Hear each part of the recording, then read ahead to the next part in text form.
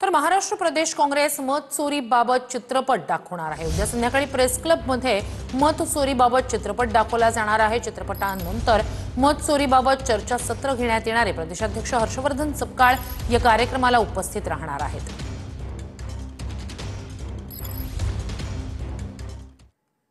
बातमी पुण्यातून आहे। रवींद्र धंगेकर यांच्याकडून मुरलीधर मोहोळ यांच्यावर नवा आरोप करण्यात आलाय, ज्याचा व्हिडिओ शेअर करण्यात आलाय। महापौर असताना मोहोळ पुणे पालिकेची पार्टी लावून बिल्डर बढेकर यांची गाडी वापरायचे असा आरोप रवींद्र धंगेकर यांनी केलाय।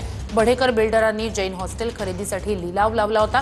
कोथरूडचे बढेकर बिल्डर मोहोळ यांचे पार्टनर आहेत असा आरोप सुद्धा धंगेकर यांनी केलाय। बिल्डरला फायदा होईल असे किती प्रकल्प मंजूर करून दिले असा सवाल सुद्धा धंगेकरांनी विचारलाय। कोथरूडमधील इमारतींचे पुनर्विकास प्रकल्प बढेकर बिल्डरकडे आहेत असं सुद्धा धंगेकर यांनी म्हटलंय। जैन बोर्डिंग प्रकरणी व्यवहार रद्द झाला पाहिजे आणि जमीन लुटणाऱ्या प्रत्येकावर गुन्हा दाखल झाला पाहिजे अशी मागणी ही रवींद्र धंगेकर यांनी केली आहे।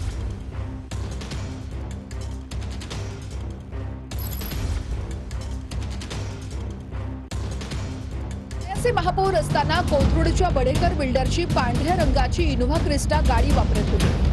हे तेच बिल्डर आहेत ज्यांनी जैन हॉस्टेल खरेदी करण्यासाठी 2 नंबरचा लिलाव लावला आणि मुरलीधर मोहोळ यांचे पार्टनर MH12 SW 0909 या गाडीवर पुणे महानगरपालिकेची अधिकृत शासकीय पाटी होती। संविधानिक पद सांभाळताना एका खासगी व्यावसायिकाचं वाहन वापरणं हे महापौरांच्या नीतिमत्तेला धरून आहे का? 9.5 कोटींचा बजेट असलेल्या महापालिकेला महापौरांसाठी साधी गाडी घेता आली नाही का? संबंधित बिल्डरला फायदा होतील असे किती प्रकल्प मंजूर करून देण्यात आले? कोथरूड भागात मोठ्या प्रमाणात सोसायटीचे पुनर्विकास प्रकल्प बढेकर बिल्डरला देण्यात आलेले आहेत। महापौर पद केंद्रीय मंत्री पदाचा गैरवापर करत मनी लॉन्ड्रिंगचा प्रकार या कंपनीद्वारे केल्याचं लक्षात येईल। त्यामुळेच माननीयांची संपत्ती तब्बल 400 पटीने वाढली आहे। बढेकर बिल्डर सोबत पार्टनरशिप दमदाटा करून करण्यात आली होती। आता बढेकर केवळ नावाला उरलेत। पुण्यातील महापौर पदाची अतिशय विक्रमी भ्रष्ट कारकीर्द मुरलीधर मोहोळ यांची राहिली आहे। महानगरपालिकेचे महापौर असताना त्यांनी शासकीय यंत्रणा बिल्डरांच्या दारामध्ये कशी घाण ठेवली त्याची मुरलीधर मोहोळांनी शासकीय यंत्रणा बिल्डरांच्या दारात घाण ठेवली। मग याच्यामध्ये बिल्डरांच्या गाडीला महापौरांचा लोगो कसा? ज्या महानगरपालिकेचं 8,000 कोटीपेक्षा जास्त अंदाजपत्रक होतं आणि मग ती गाडी बिल्डरांच्या नावावर असलेल्या गाडीवर महापौरांचा लोगो लावून तुम्ही रोज फिरत होता। मग आता ह्याचाही त्यांनी खुलासा केला पाहिजे। बिल्डरांची गाडी वापरणं, बिल्डरांचं दोन्ही टेंडरला तेच बिल्डर येणं, म्हणजे हे सगळं त्यांनी ही शासकीय यंत्रणा मग महानगरपालिकेतले नकाशे असतील त्यातली जी काय पॉझिटिव्ह जी कामं करून घ्यायची कोणाच्या आशीर्वादाने झाली? धंगेकर हे स्थानिक राजकारणामध्ये मुरली मोहोळला आपला विरोधक समजून आणि समजणं याच्याकरता की निवडणुकीमध्ये पराभव झाला ना, प्रचंड मताने पराभव झाला।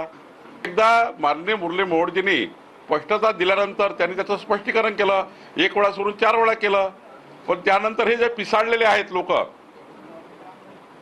काही लोक पिसाळले आहेत, आता त्यांना त्यांचं स्थानिक राजकारण करायचं आहे। त्यांना मुरली मोहोळवर बोलल्याशिवाय आपलं राजकारण जिवंत ठेवता येत नाही। मुरली मोहोळवर चर्चा केल्याशिवाय त्यांना आपलं राजकारण अस्तित्व टिकवता येत नाही। ते त्यांना विरोधक मानतात, त्यांची स्थानिक लढाई तयार झाली आहे। बघा 2011ला त्याच्यावरती फौजदारी गुन्हा दाखल आहे, जमीन बळकावली कोथरूडमध्ये, त्याला अटकपूर्व जामीन त्यांनी जामीन न घेता पळाला होता। तो जामीन कुठं ते त्याला मिळाला मला काही माहित नाही। असे गुन्हे त्याच्यावरती बाबांनो, हे बघा ना तुम्ही, वक्फ बोर्डाचा गुन्हा आहे, हा गुन्हा आहे, 10 गुन्हे आहेत। माझ्यावर 1 गुन्हा दाखवा। उगाच आपलं काहीतरी रोज त्यांनी काहीतरी बडबड करायची आणि रोज आपली मीडिया मात्र चालली आहे। अरे नका करू। आता माझं म्हणणं खूप काम करायचं आपल्याला। बघा आज देशात 51,000 तरुणांना नोकरी दिली मोदीजींनी।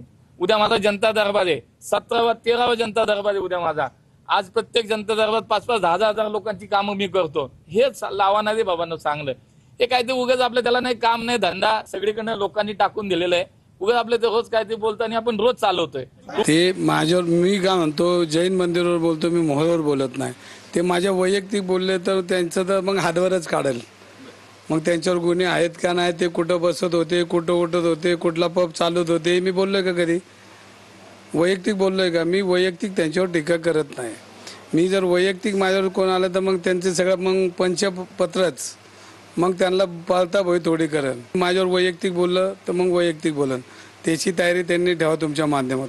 मी वैयक्तिक बोलायला सुरुवात केली की त्यांना घर सोडून जावं लागेल कोथरूडमधनं. तुमच्यावर जर बोलायला सुरुवात केली, तुमचे पबचे व्यवसायापासनं तर तुमच्या बारमध्ये काय चालतंय, तुम्ही कुठं काय करताय, जर बोलायला सुरुवात केली आणि तिथले फोटो पाठवले तर मग तुम्ही रडू नका, मग तोंड लपून पाळायची वेळ येईल.